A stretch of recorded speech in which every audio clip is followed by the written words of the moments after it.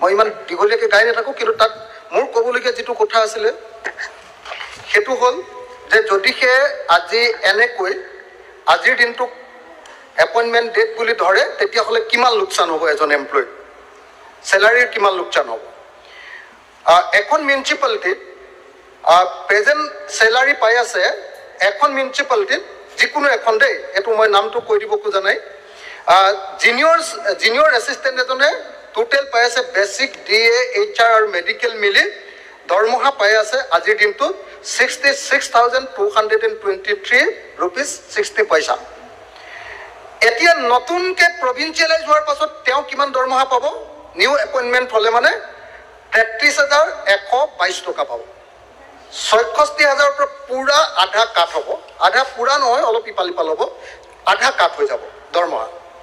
Grade 4ৰ এখন মিউনিচিপালিটিত পাই আছে আজিৰ দিনটোত এই চাৰিওটা বস্তু ধৰি 48,449 টকা 20 পইচা, আৰু এতিয়া নতুনকৈ প্ৰভিঞ্চিয়েলাইজ হ'লে পাব 26,199 টকা। 48,000 পৰা 26,000 পাব।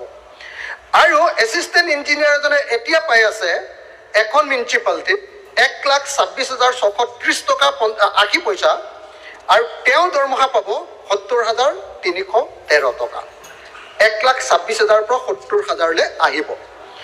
তো এই যিটো দৰমহা কমি যাব, এজন কাম কৰি থকা মানুহৰ ইমান দৰমহা কমি গ'লে, যি দৰমহাটো লৈ আছে তেওঁ আধা যদি দৰমহা কমি যায়, তেতিয়াহ'লে সেই পৰিয়ালটো কেনেকৈ চলিব, সেই প্ৰশ্নটোৰ জবাব মন্ত্ৰীয়ে ইয়াত দিব পৰা নাই। আপুনি প্ৰস্তাৱটো উত্থাপন কৰিবনে নকৰে?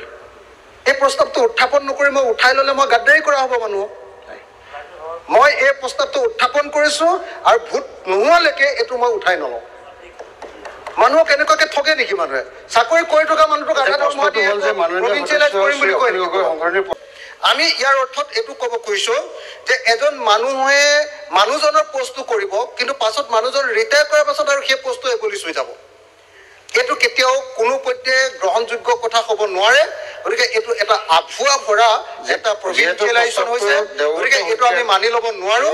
এইটো নীতিগতভাৱে কোনো মানুহে মানি লোৱা উচিত কৰি লৈছে। এতিয়া অখিল গগৈ দেৱৰ সংশোধনী প্ৰস্তাৱটো গ্ৰহণ কৰা হওক, যিসকল সপক্ষে আছে হয়।